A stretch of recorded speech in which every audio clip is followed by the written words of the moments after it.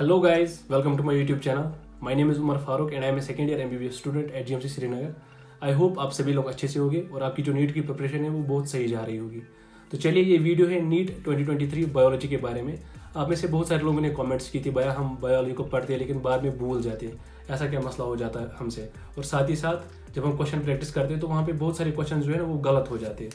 तो आज जितनी भी प्रॉब्लम्स है आपको बायो के रिलेटेड वो सारी हम यहाँ पे डिस्कस करेंगे और उनको क्लियर करने की कोशिश करेंगे. और साथ ही साथ मैं आपको यहाँ पे बुक्स भी रिकमेंड करूंगा. जैसे कि आपको पता होगा नीट पूरा का पूरा क्या होता है, एनसीईआरटी बेस्ड. ये जो 2 बुक्स होती है यही यहाँ पे बाइबल मानी जाती है, यही आपको पढ़नी है. लेकिन इसको याद करने के लिए बहुत सारे तरीके होते हैं और वही तरीके मैं आज आपको सिखाऊंगा यहाँ पे. इस वीडियो को देखने के बाद मैं गारंटी देता हूँ अगर आप फॉलो कर लेते हो ना सारा कुछ जो मैं इस वीडियो में बोलूंगा तो मैं गारंटी देता हूँ यहाँ पे कि आप 360 आउट ऑफ 360 स्कोर आराम से कर पाओगे.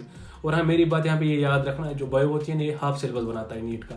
इसका मतलब ये है अगर आप यहाँ से क्वेश्चंस गेन करते हो, जैसे किसी का टारगेट के भी 80 है, आप 80 मत रखो, 80 मार्क्स 80 क्वेश्चंस. आपको क्या करना है, आपको 90 क्वेश्चंस रखने हैं बायो में. क्योंकि अगर आप वो 10 क्वेश्चन चाहते हो ना आप फिजिक्स या केमिस्ट्री में कर लो तो वो वहाँ पे थोड़ा मुश्किल हो जाता है. जबकि यहाँ पे एनसीईआरटी पढ़ के आप आराम से कर सकते हो ये सारा कुछ, ठीक है ना. तो चलिए वीडियो को स्टार्ट करते हैं. सबसे पहले जो आपके पास होनी चाहिए जो मेन पार्ट यहाँ पे वो है ये एनसीईआरटी बुक्स दो, जो आपको मतलब अब हर एक के पास होती है. लेकिन कुछ लोग क्या करते हैं वो कोचिंग के जो मॉड्यूल्स थे ना वही पढ़ते हैं. जैसे कि मैंने भी गलती की थी, मैंने भी मॉड्यूल्स पढ़े थे लेकिन उससे कुछ नहीं मिलने वाला आपको, ठीक है. अगर आपको कंसेप्ट क्लियर करना है तो वो एक बात है, लेकिन एनसीईआरटी को आप नहीं छोड़ सकते. ये दोनों के दोनों जो एनसीईआरटी है आपको आराम से पढ़नी है और इनको समझना है, ठीक है. देखो यहाँ पे 2 किस्म के बच्चे होते हैं. एक वो जिनको पहली बार एनसीईआरटी पढ़नी है और दूसरे वो जो नीट के लिए यहाँ पे पढ़ते हैं. मतलब उन्होंने ऑलरेडी बहुत बार पढ़ी है, अब नीट के लिए बायो को पढ़ रहे हैं. तो मैं यहाँ पे क्या रिकमेंड करूंगा, सबसे पहले जिनको पहली बार पढ़नी है ना तो मैं रिकमेंड करूंगा आप पहले खुद देख लो पढ़ के. अगर आपको समझ आ रही है तो वेल एंड गुड. अगर नहीं आ रही है तो आपको सिंपली क्या करना है, आपको यूट्यूब पे सर्च करना है या अगर आपके पास कोई टीचर है उससे वो बुक पढ़नी है और सारी की सारी पढ़ना. या सारी नहीं पढ़नी है, आप अगर 5-10 चैप्टर पढ़ते हो टीचर से उसके बाद खुद ट्राई करते हो तो आपको आराम से समझ आ जाएगी हर एक लाइन. लेकिन एनसीईआरटी की आपको समझनी पड़ेगी, ठीक है. तो सबसे पहले मैंने आपको यहाँ पे बता दी ये जो बुक है ये आपको पढ़नी है. जैसे कि आपने कोई चैप्टर सेलेक्ट किया, मान लेते जो पहला चैप्टर होता है इसका लिविंग वर्ल्ड, आपने क्या करना है, आपको वो पढ़ना है सारा का सारा. उसके बाद आपको क्या देखना है, आपको वहाँ पे जो भी आप लाइन पढ़ोगे, जो भी आप सेंटेंस पढ़ोगे, आपको उसकी जो मीनिंग है वो समझनी है. और साथ ही साथ देखना है क्या यहाँ से क्वेश्चन बन सकता है. देखो यहाँ पे मैं एक चीज बताऊंगा, हर एक को क्वेश्चन निकालना नहीं आता है पहले ही. तो इसके लिए आपको क्या करना पड़ेगा, इसके लिए आपको एमसीक्यूज करने पड़ेंगे, तब जाके आपको समझ आएगा कि किस लाइन से किस टाइप का क्वेश्चन निकल सकता है. क्योंकि मैंने भी खुद ऐसे ही किया था एट द एंड मोमेंट पे कि हर एक लाइन से मैं फिर क्वेश्चन निकाल रहा था. और कुछ लोग करते हैं बहुत ज्यादा हाईलाइट करते हैं, पूरी की पूरी बुक हाईलाइट करते हैं. वैसे नहीं करना है. हाईलाइट का जो मेन रोल है वो मैं अभी आपको बताऊंगा कि कैसे आपको क्या हाईलाइट करना है, ठीक है. तो ये मैंने यहाँ पे बताई कि जो आपके पास बुक होनी चाहिए और कैसे पढ़ना है. आपको हर एक लाइन से क्वेश्चन निकालना है, वो यहाँ पे मेन रोल प्ले करता है.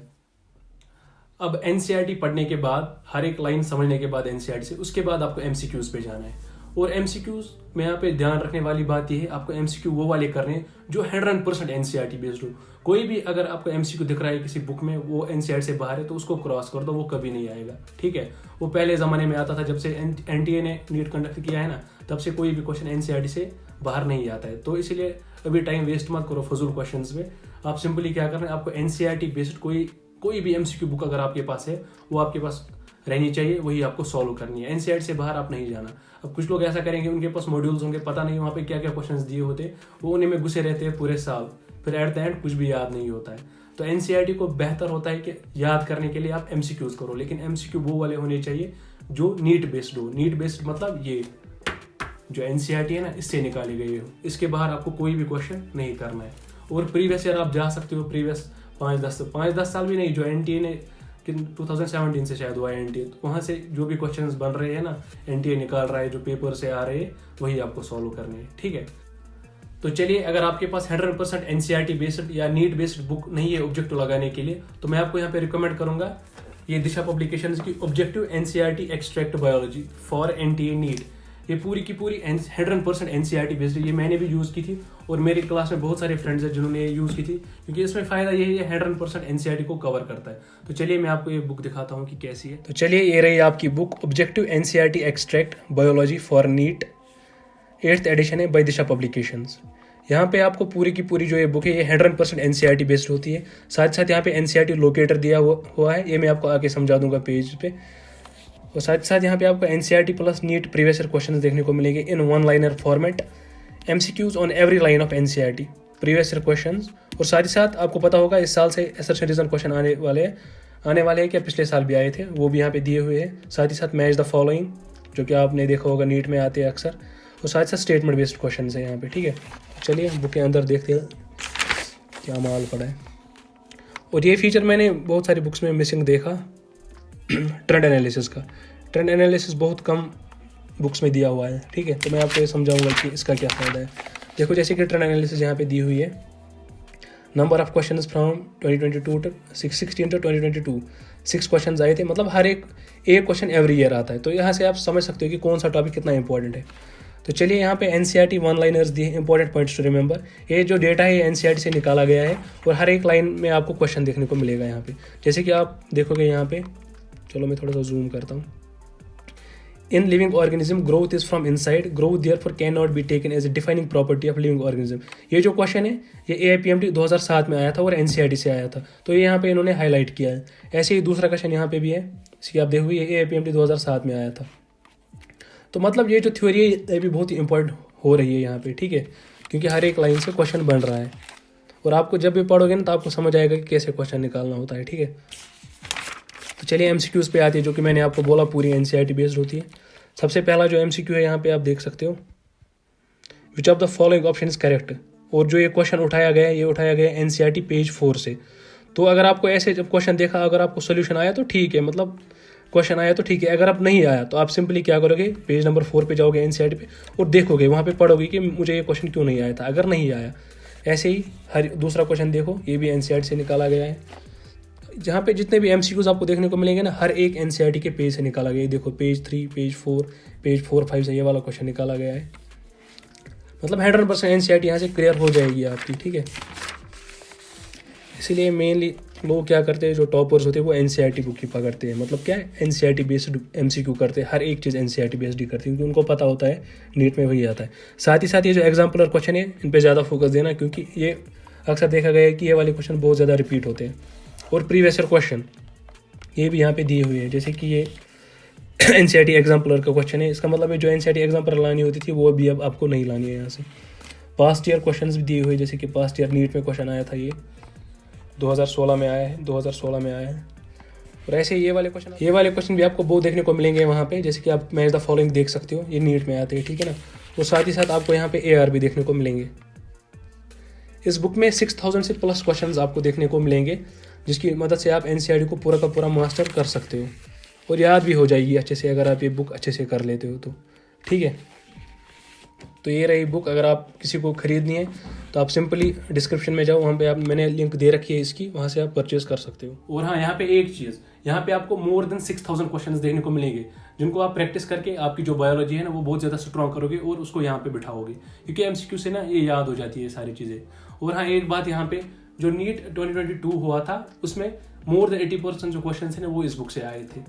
और हाँ, इतना ही नहीं, यहाँ पे आपको हर एक वैरायटी के जो क्वेश्चन है ना जो बनने वाले आगे जाके वो आपको इस बुक में मिलेंगे, क्योंकि करना क्या है, उनको NTA वालों को उनको NCERT उठानी है, उसी से क्वेश्चन बनाने, फ्रेम करने हैं, तो इसने ऑलरेडी किया हुआ। अगर आप किसी को कॉम्बो चाहिए ना इसका, फिजिक्स, केमिस्ट्री और बायो का, वो भी यहाँ पे अवेलेबल है, ठीक है।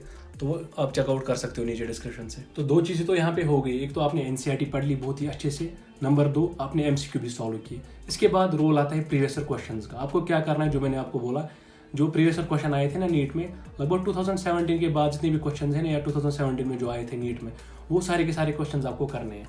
एट द एंड आपको एक रिजल्ट मिलेगा यहाँ पे। आप में से ना मतलब बहुत सारे बच्चे ऐसे होंगे जिनको मिस्टेक्स होगी, पढ़ने के बाद भी बहुत सारे क्वेश्चन आप गलत करोगे। यहाँ पे अब मेन रोल आता है हाईलाइटर का। देखो आपको क्या करना है, जब आपने देखा ना ये वाला क्वेश्चन नहीं बना मैं, तो उसके बाद आपको क्या करना है, अगर इसके पास ये बुक है तो सिंपली वो क्या करेगा, NCERT से लोकेटर से उसको पता चल जाएगा कि कौन से पेज में दिया हुआ है। ऐसे ही आपको भी करना है, आपको सिंपली वो जो क्वेश्चन है जो आपसे गलती हुई MCQ में, वो देखना है वो NCERT पे कहाँ पे लिखे। आपको खाली ये नहीं करना है कि आप उसका आंसर देखोगे पीछे से D ऑप्शन है, अच्छा ठीक है, मतलब ये अगली बार जब आएगा तो ऐसा करूँगा, ऐसा नहीं करना है। आपको अपना जो कंसेप्ट है वो क्लियर करना है, इसलिए आपको NCERT से फिर से जाना है। उसके बाद देखना है कहाँ पे लिखा है, ये जो क्वेश्चन मैं गलत करके आया हूँ ये कहाँ पे लिखा है। तो सिंपली क्या करना है, NCERT को खोलो, वहाँ वो जो जहाँ पे आपने गलती की है उसको हाईलाइट करना है बस, और कुछ भी हाईलाइट नहीं करना है आपको पूरी बुक में। आपको हाईलाइट क्या करना है, जिस जो आप भूल जाते हो जनरली, क्योंकि जो आपने बोला वही आप मिस्टेक करके आए। तो जब आप फिर नेक्स्ट टाइम ये सेम एनसीईआरटी पढ़ोगे अपनी, तो आपको समझ में आ जाएगा अच्छा ये क्वेश्चन मैंने गलत किया था, तो ये आप दोबारा से नहीं करोगे क्योंकि वो ऑलरेडी हाईलाइटेड होगा, आपको समझ में आ जाएगा। ठीक है, ये बहुत ही इंपॉर्टेंट है हाईलाइटर का यहाँ पे। वरना कुछ लोग क्या करते हैं, पूरी की पूरी बुक हाईलाइट कर देंगे, एट द एंड पता ही नहीं चलता है कि कौन सी चीज़ याद थी, कौन सी चीज़ भूल गया था। वो नहीं करना है, ठीक है, वो इंपॉर्टेंट चीज़ है यहाँ पे।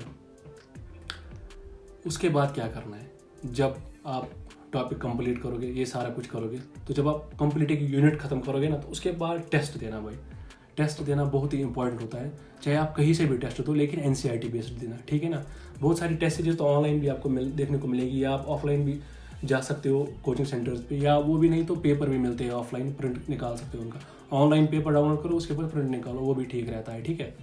उसके बाद टेस्ट करना है। तो ये सारा जो प्रोसेस है ना, ये आपको स्टेप बाय स्टेप करना है। ऐसे ही रोज़ जब आप चलोगे ना, तो फिर आपकी आदत बन जाएगी, फिर आपको खुद भी आएगा एनसीईआरटी से क्वेश्चन निकालना। मतलब सारी की सारी जो प्रॉब्लम है ना, जो आप बायो भूल जाते हो या क्वेश्चन नहीं बन रहे हैं आपके बायो में, तो वो सारा क्लियर हो जाएगा यहाँ से, ये मैं गारंटी देता हूँ और लिख के देता हूँ। अगर आप ये सारा कुछ कर लेते हो ना, तो आपके 360 आउट ऑफ 360 पक्का आएंगे कसम से।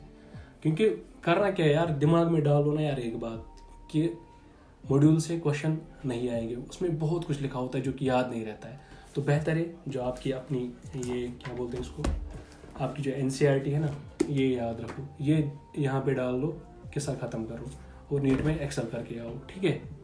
और हाँ, यहाँ पे एक चीज़ बता दूँ, जब आप कंप्लीट करोगे ना आपकी बायो जैसे 11th की, उसके बाद आप टेस्ट देना। देखो टेस्ट सीरीज जिसने ज्वाइन किया उसको तो सारा कुछ पता होता है, लेकिन जिस बेचारे ने नहीं किए वो क्या करेगा, यूनिट वाइज टेस्ट देने के बाद जब वो पूरी एनसीईआरटी पढ़ेगा 11th की, उसके बाद इसका फुल सिलेबस टेस्ट देना 5-6, वहाँ पे भी आपको गलतियाँ देखने को मिल सकती है। तो आपको क्या करना है, सिंपली उसके बाद फिर से वैसे ही एनसीईआरटी पे उन पॉइंट्स को हाईलाइट करना है।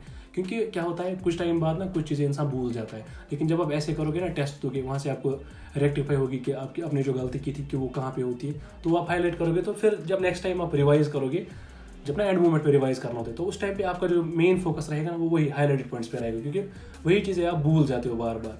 तो जब आपको वो याद होगी, तो एट द एंड आपकी जो बायो है ना, वो बहुत ज़्यादा तैयार हो जाएगी नीट देने के लिए, और मैं गारंटी देता हूँ आप बहुत अच्छा स्कोर करोगे वहाँ पे, ठीक है ना, बिलीव मी।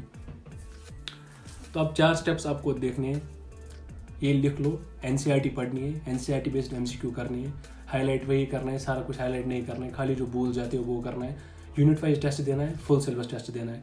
टेस्ट से भागना नहीं है, ये मेरी एक नसीहत है आपको, टेस्ट से दूर मत भागो, टेस्ट दो, वहाँ से आपको पता चल जाएगा कि क्या होने वाला है आपके साथ, क्योंकि धोखे में नहीं रहोगे। जब टेस्ट दोगे ना, गलतियाँ करोगे, तो फिर आपको रियलाइज़ होगा, अच्छा मैं तो पढ़ रहा हूँ लेकिन याद नहीं है, इसको याद करना पड़ेगा। तो ऐसी चलती है चीज़ें, ठीक है ना। तो इसके बाद मैं अब वीडियो लाऊंगा फिजिक्स और केमिस्ट्री के रिलेटेड, और अगर इस वीडियो में आपको डाउट रहा हो कुछ, तो मुझे कमेंट सेक्शन में नीचे बोल देना, ठीक है ना। तो बस इस वीडियो को यहीं पे करते हैं, थैंक यू।